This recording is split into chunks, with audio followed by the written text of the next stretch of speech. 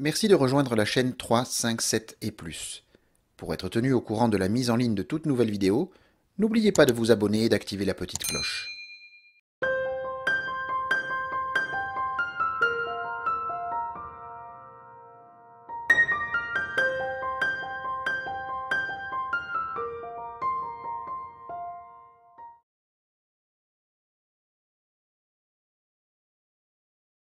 De Saint-Jean-de-Garguier le 30 novembre. Tu as retrouvé, me dis-tu, le triangle dont on fait la tribu des francs-maçons derrière le plateau du Vénérable, et tu t'étonnes que ce ne soit pas les 3 points comme tu l'aurais supposé, mais une figuration lumineuse avec un œil au centre. Sache que les 3 points ne sont qu'un signe de reconnaissance dont l'usage d'ailleurs n'a rien à voir avec la symbolique de l'ordre, mais seulement avec une certaine coquetterie ou une manie.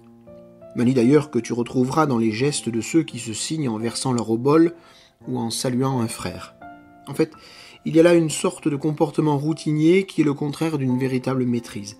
Tout ce qui est machinal s'écarte des voies de la libération intérieure, tout en permettant qu'elle se manifeste par d'autres voies.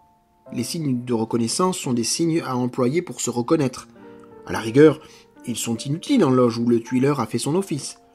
Utilisons-les comme signes symboliques, exécutons-les pour nous discipliner, mais évitons les scléroses. Le triangle est une figure traditionnelle dont tu peux admettre, sans être versé dans le symbolisme, la multiplicité des significations. S'il est lumineux, c'est que la puissance des figures géométriques est de l'ordre de l'esprit. Elle éclaire, et l'œil qui regarde comme celui qui observait Caïn, où le situeras-tu? Est-ce ta conscience? Est-ce la figuration de ce regard que la loge pose sur toi collectivement? Est-ce une sorte de regard suprême qui veillerait sur chacun de nous? Ma foi, cela c'est ton affaire. Dis-toi que la tradition se nourrit de ces symboles dont la richesse infinie défie les formulations verbales. Au demeurant, le triangle n'est pas le seul symbole géométrique retenu en maçonnerie, et tu découvriras que tout est symbole comme on te l'a dit lors de ta réception. Tu n'as pas attaché d'importance à ces paroles, me semble-t-il, et cependant, ici, tout est symbole. Frappe et l'on t'ouvrira. Demande et tu recevras.